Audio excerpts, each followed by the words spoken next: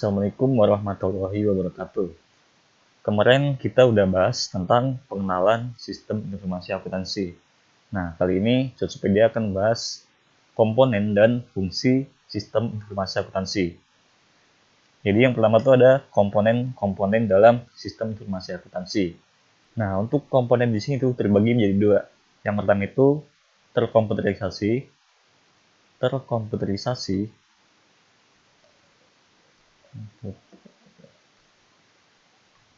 Dan yang kedua itu ada yang secara manual. Nah, terkomputerisasi itu maksudnya apa? Maksudnya itu di sebuah perusahaan itu sistemnya sudah kebanyakan menggunakan komputer ataupun menggunakan mesin-mesin yang memudahkan mereka dalam pengelolaan operasi perusahaannya. Nah, sedangkan yang manual itu mereka tuh masih menggunakan pencatatan ataupun proses olah datanya ataupun pengoperasiannya itu masih secara manual. Jadi belum memakai komputer. Biasanya itu yang manual tuh kayak UMKM dan usaha-usaha kecil gitu. Nah, yang pertama tuh komponen dari terkomputerisasi. Yang pertama ada orang, ada prosedur,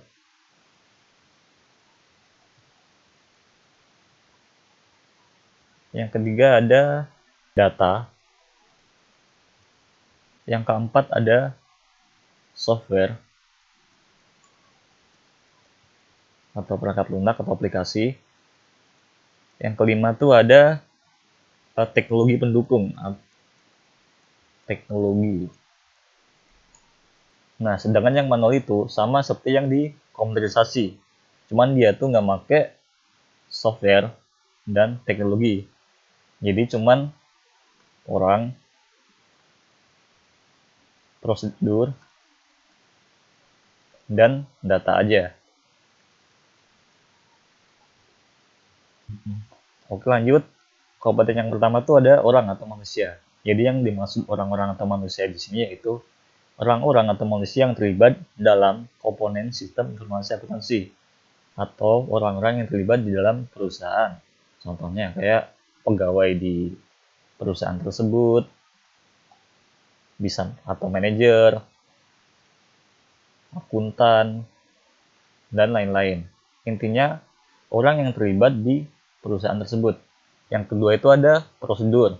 Contoh, kita berangkat kerja jam berapa? Jam 7. Nggak boleh telat. Terus sampai di perusahaan. Kalau telat nanti akan kena denda atau potong gaji misalkan.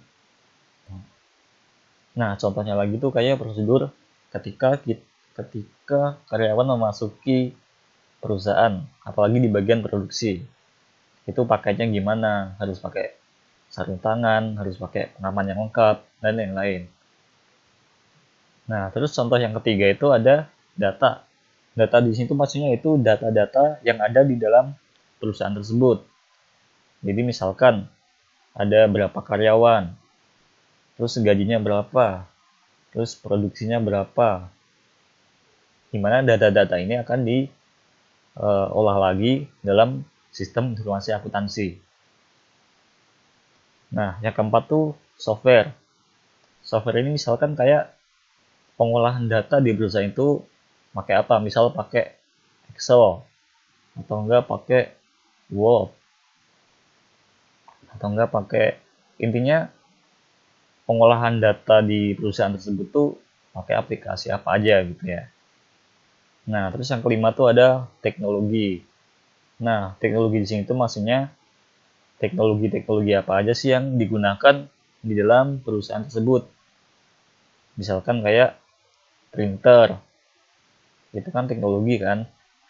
Bisa jadi tuh kayak mesin-mesin juga. Mesin-mesin yang intinya tuh mempermudah perusahaan untuk mengelola bisnisnya atau memproses produksinya. Oke, jadi ini adalah komponen-komponen di dalam SIA. Ada terkomputerisasi dan ada yang manual.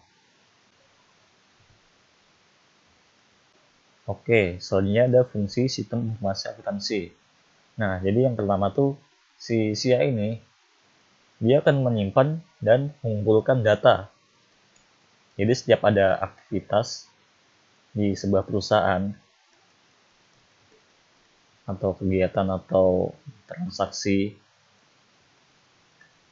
maka dia akan disimpan oleh si SIA ini dan dikumpulkan dalam SIA.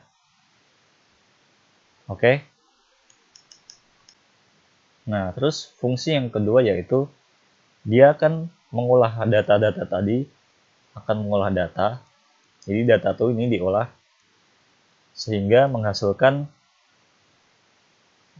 menghasilkan sebuah informasi. Kalian masih ingat kan bedanya data sama informasi? Data itu apa kemarin? Data itu yaitu fakta yang belum terrealisasikan. Jadi itu masih belum lengkap, masih belum bisa dijadikan sebagai pengambilan keputusan. Sedangkan informasi itu data yang udah diolah dan lebih detail sehingga bisa dijadikan untuk pengambilan keputusan. Intinya itu informasi itu yaitu data yang udah diolah. Oke.